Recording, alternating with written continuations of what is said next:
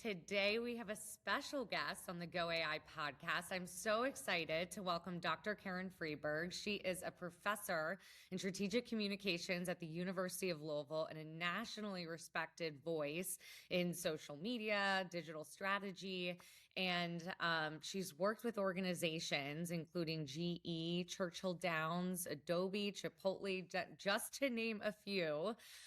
She's an award-winning author of several books, including The Roadmap in Teaching Social Media and Digital Media Writing for Strategic Communication. So, Karen, thank you so much for being on the podcast today. Really excited to be here, Jenna. Thank you for having me. Yeah. So, Karen, tell the audience a little bit. I know I gave you a little introduction, but what are you building now? And I didn't necessarily talk about the bird's nest, but what is the bird's nest? And can you explain a little bit about that?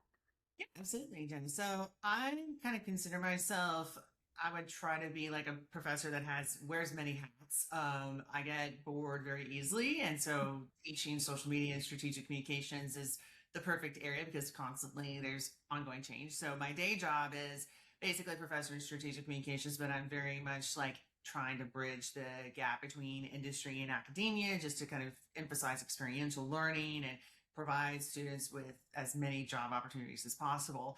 And so that really, like with my work in my classes and my books, that really kind of was the brainchild of what we are, what you mentioned earlier with the Bird's Nest. So the Bird's Nest is a 501c3 nonprofit, and it is really focusing on empowering rising professionals to get as much hands-on experiences working with clients, helping out with the community, and ultimately fostering the future talent, because industry professionals that I've talked to over the years have been like, we are looking for the next round of talent. Who knows AI? Who can do all of these different skill sets? And, it's about really giving the students options, but also here in Louisville and beyond, empowering the, industry to look at and see, oh, wow, these are individuals who have, great experience working with some incredible partners. And the Bird's Nest has been very fortunate to work with some of the partners that you mentioned, and a few others here in Louisville and beyond. And it's just been one of the most rewarding experiences. So I pretty much I'm a coffee addict. But one of my goals, if anyone is listening to who is connected with a coffee brand, I am all ears because I feel like I need to get a sponsorship at this point with the amount of coffee that I drink and consume. I know. I feel like I know you as like Starbucks too. Like I'm like, I know you love Starbucks. So hello. I have an equal opportunities when it comes. I mean, I love all supporting the local coffee economy. I mean, literally most of my meetings, like whether it's with students or professionals, are literally in coffee shops because they're like, "Well, Karen, let us buy you coffee." I'm like, "Oh, sign me up." And or with students, they're like, "Hey, can we go to meet coffee to talk about this project or this opportunity?" I'm like, "Absolutely." So yes, so love coffee. And so, speaking of bridging academia and industry, you are a professor of strategic communications, Hmm. and pretty much every industry needs that in Yeah. spades. So, what AI brings to the table is that it can really speed up communications. Yes. But what comes with that is there any cost to the speed? And if so, how can you preserve the integrity of the communication while still benefiting from the speed that AI brings? Absolutely. That's a great question because I mean that's one of the things that I've had not only conversations with students about, in my classes because we do cover a lot in AI, but also industry professionals.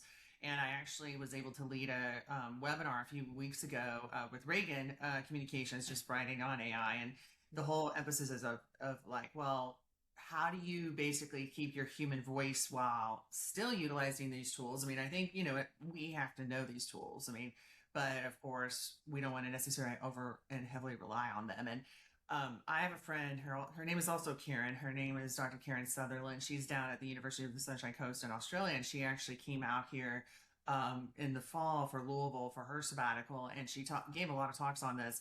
And her big emphasis is use AI to minimize, this time that you spend on some of these medial tasks that basically we're able to kind of, go through. Like I look at PR and that's my background, media lists. I'm like, I remember doing that all by hand back in the day, and that was horrible. Now it's like create AI, media lists.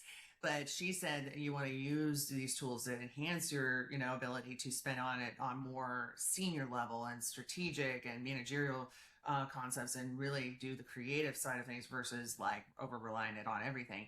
And she made a point of saying you don't want to lose your human sparkle, because if you're relying so much on the speed and the efficiency, you get used to that and you lose that ability to create, and think critically. And so I really have taken that to heart with my students, and I quote her all the time with that. I'm like, I love, that emphasis. But yeah, it's a balance. I would say it's definitely a balance to balance AI with everything else. And I love that. You don't want to lose your sparkle. I like felt like the soul, right? Your soul sparkle. For a lot of students, we mentioned academia. It wasn't only a few years ago where a lot of universities were saying, "Hey, no, don't use AI," and then all of a sudden, it was, "Hey, yes, use these tools." To your point. So, have you been a part of that? Have you seen that? And what are some of the challenges that have come along with that for students? Absolutely. I think still we're still in the early stages. I mean, you do see a lot of universities fully embrace AI. I mean, I think Ohio State was one of the first that really said, yeah, we have an AI class that every single student is going to take. And I think having an AI literacy course is essential. And we saw a lot of that with digital media literacy in general. I think having a basic fundamental skill set like that is crucial.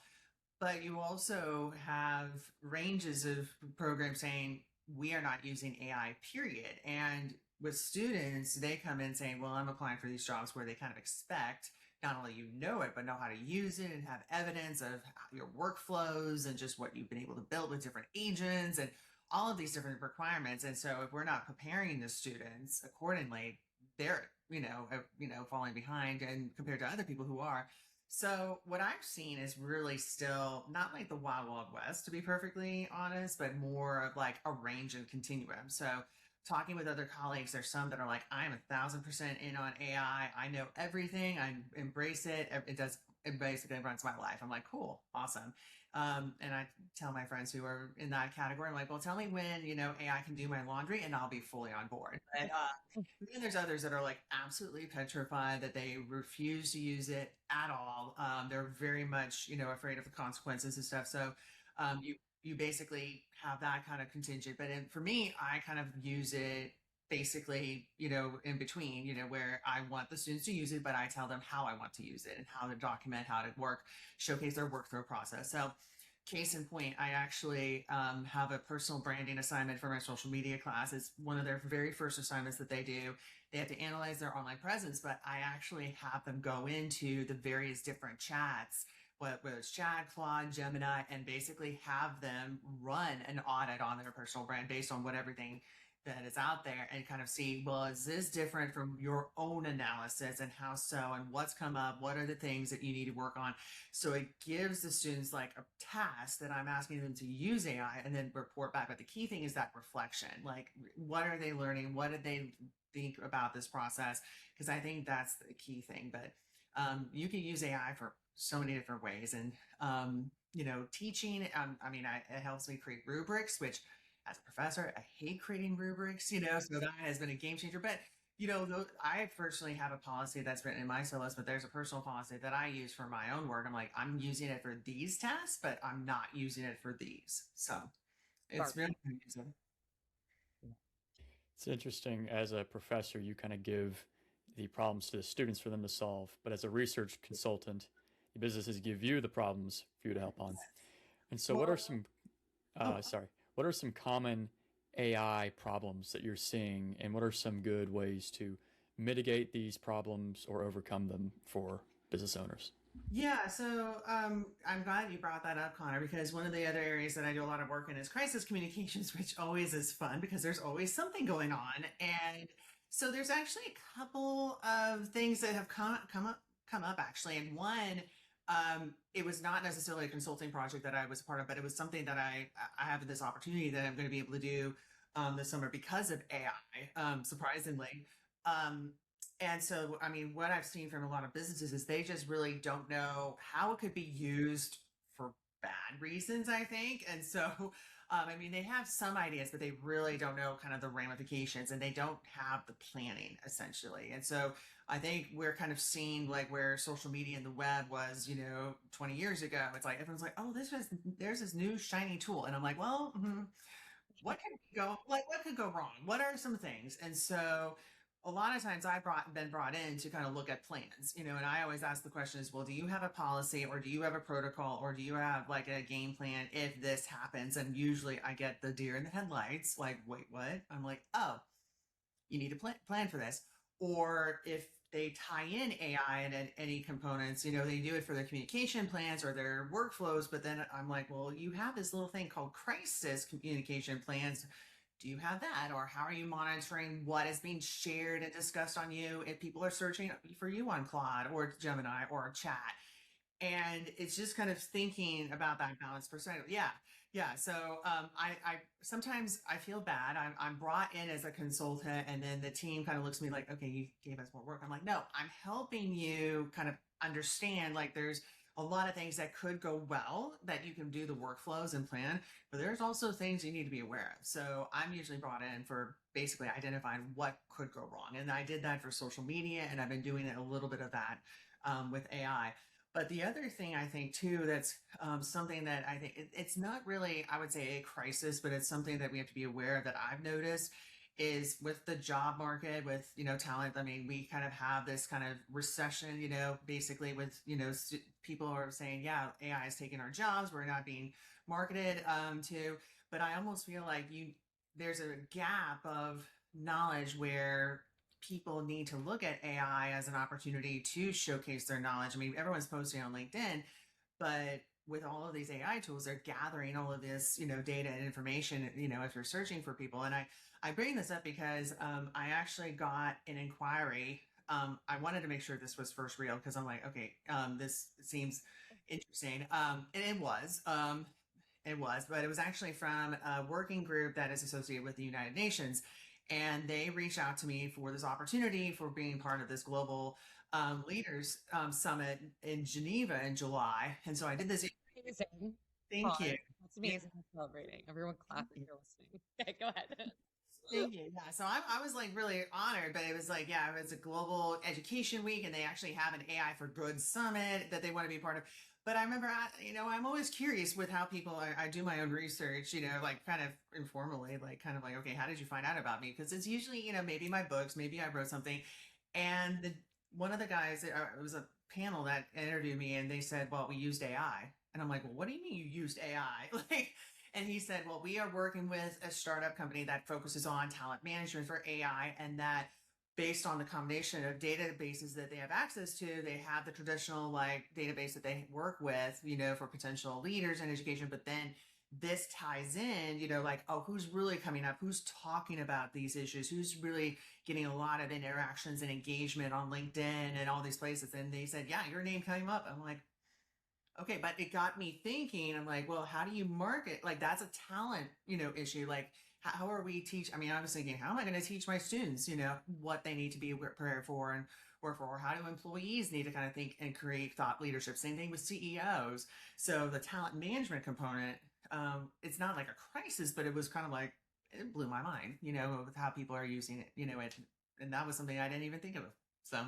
And so, you bring up a great point. It's not just search engine optimization anymore. It's answer everywhere optimization. And so, just switching gears, going back to the social media and your expertise there, how are businesses more, that the ones that you talk to like this, more now adaptive and curious about being more present and visible on social media because of AI and because of exactly what you said? Not that you aren't and should be well deserving of that opportunity, but they found you through an AI model. So, are you seeing that in a business and operator standpoint? Yeah, I'm seeing kind of a mixture. It's interesting. Like, I feel that there's definitely a presence online because people want to make sure that people know that, hey, we are here and not like taken over by another account or whatever, because there's been a lot of discussions on which platforms we should and should not be on, or how much time we should spend on each of these platforms. And it's constantly amazing. Like, I feel that LinkedIn right now is having its creator briefcase era. It's like everyone's there, but you do see a lot of people with the AI content and the slop and everything, and everyone's, yeah, the same things over and over again. You're like, okay, okay, okay. So I think that they want to have a presence, but it's not like the only place they have a presence. And so I think one thing that I have noticed just with the brands that I've kind of worked with is they want to basically have a place where they can have an online community, but they want to drive that online community actually offline. So you're seeing a lot more of these activations coming up, these events, these community meetups. And so you see this around town, even in Louisville, but other places as well. Like, okay, you're part of this community, we're partnering with this brand, we're having a meetup. So you're face to face. So I think I wouldn't say we're going full analog, but you do see the trend there. But I think people are looking for that authenticity and that realness aspect. So we're kind of seeing this almost blended hybrid model where you're social and connected digitally, but you want to be connected offline too. And so before it's like, oh, I just need to be connected online with this brand and I'm happy. But now it's like, no, I need to kind of at least have something physical or real, like offline, that basically makes that connection together. And I kind of feel like it's almost like having like, those best friend necklaces. It's like having two pieces of the puzzle together. It's like, if you just, I think people were for a long time were happy with just the online component with brands, but now it's like, we need to have this. And so like offline and online together creates the best experience moving forward. And I think that's where people are going. We touched on common AI problems in business communications earlier. I'd like to get into uncommon solutions. Are there any underreported or underrated uses of AI in businesses communications that you would like to share? I found that like with using AI, I try to basically I actually have trained my AI. I've named it Edna Mode. What is it? Edna Mode. From The Incredibles. The little and I love that. I feel sometimes, like we don't push back enough about what is given us, on AI. And I think one utilized tool is basically have it be absolutely not ruthless, but just really keeping us grounded and on our toes. So I've actually used it in a variety of situations with my students to help them prep for crisis press conferences and say, okay, you're going to probably have that one reporter or that one customer or that, really one person that is going to make your life not easy, in terms of handling the crisis. And so you need to kind of create, this basically agent to really test you on whether or not you can actually handle a situation. And so mine, I do this a lot because I do a lot of presentations, and academics can be quite direct, but they can also be very pointed with their feedback. And so I always try to prep to see what type of questions could arise that could be, stump the chump or to try to throw me off. And so I programmed it to be a character that I respect, but also is very frank. And so Edna gives me, it's like, no, that is wrong. Like, what this data is wrong. Like, tell me something else. So for me, it's more of a prep tool to kind of get my mindset right if I'm doing a presentation or I'm doing an interview. So it's been very helpful on that regard and keeping me very grounded. So I wish I had this back when I was a doctoral student in preparation for my dissertation, but better late than ever. So. Yeah, the example that I always like to give in having to do this, kind of make the AI critique you, is that when GPT 4.0 was out, people criticized it as saying it's just way too sycophantic, and Sam Altman put out a statement saying, yes, it is too sycophantic. The issue there is it didn't say it's sycophantic is the problem. He said it's too sycophantic. So the design of these systems are, it's kind of predisposed to be a little flattering and, yes, you are. That is a great idea kind of thing. And so you do need to sort of push back and customize it to be on that and the mode. And I think, that's a great point, Connor, because I feel sometimes the students, like what I find is, like I try to provide them with constructive criticism, and Sometimes they are like, well, wait, my work is not 1,000% perfect. Like, what's wrong? Like I got A's everywhere. And so there is that kind of disconnect. And so one way, like what I've done even with the Bird's Nest is, we have to do client feedbacks and client reviews and everything. And so the students are like, wait, I have to do like a review. And so I've tried to talk to them and say, okay, look, like your first round is never going to be perfect. Your last round is going to be, it's like, it's going to have some edits and whatever. So I tell them you have to be comfortable with getting constructive criticism. There's going to be people that will be very, like, hey, you did this well, but hey, we want to do this. There will be people that will tell you exactly what they think, and you need to be aware of how you would respond to that. So, because how you respond to one person may or may not go well for you. So it's important to kind of have that understanding, because I personally don't think that is being emphasized or taught, at least in, some classes that I've seen, with my students. But I've tried to, approach it as like a coach. I'm like, I'm here to help you, to help you achieve your goals. Like, I want you to be aware and prepared for these type of conversations, not to be so totally surprised, when it happens. So, but yeah, I think it's so important to have those conversations and be able to get that, opportunity with AI. We're on Karen on the crisis communication side for social media. There's a lot of automations. We talked about workflows and how some, so where, if anywhere, do you coach students that, hey, this is probably when a human should intervene? Is there, I know, because to your point, there's some gray areas, especially in communication. So is there a certain level or a certain point where you believe a human should be intervening? Yeah, I think that's a great question, Jenna. And I feel in crisis communications, you should have a human basically monitoring at all levels, because there may be things like you're monitoring in terms of early warning signs that the AI or the tool that you're collecting information from says, oh, this is no big deal. And you're like, that doesn't know the context of this. This is not good. If it's preparing statements, I mean, one thing that I've seen come across, like I know a few months ago, Alex Earl was getting canceled for what she said. And she came up with this statement. And it was the first time that everyone I saw in the comments saying, oh, she used ChatGPT to write this statement. And I'm like, okay, they're picking up on what sounds like you in a statement versus what sounds like AI. And so one researcher that I look at, his name is Tim Coombs. He's brilliant. He's one of the most cited crisis communication researchers. And he basically said, if you're going to have a crisis statement, make it sound like you. If you don't sound like the statement, even though you've gone through this is something too with the lawyers and everything that, all the parties involved, like you still need to make it sound like you can't sound like something completely different, or people will be like, oh, you wrote this about AI, like we don't believe you. And so because that's an opportunity where as a human you need to kind of step in and say, hey, here's what's going on, and be in your voice, be in your presence. So yeah, no, that's a great point. So Karen, thank you so much. As we wrap up, I know you just mentioned offline you're going on vacation here in a few days, but you're teaching in the fall. I believe the Bird's Nest is open to students not just here locally but nationally. So what does the future kind of hold, and how do people get in contact with you if they want to learn more?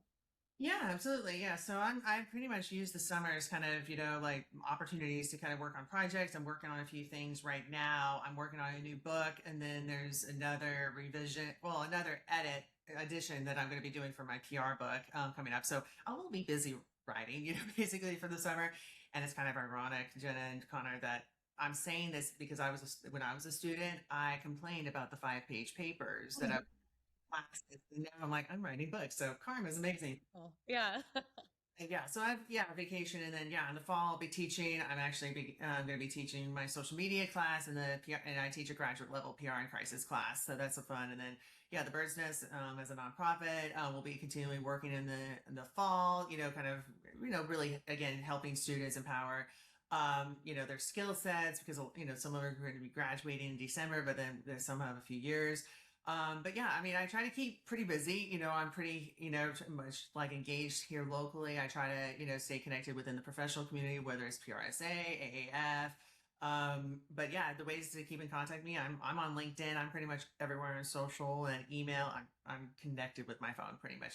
I'm working on my screen time. That is one thing I'm working on this year, and it's I probably have better luck giving up coffee, and that's never going to happen. So I'm embracing, kind of what it is right now. But Well, listen, no matter if you're interested in talking to Karen from an author perspective, speaking, or classes, we will drop all of her links in the show notes so that you can connect and follow along on her journey.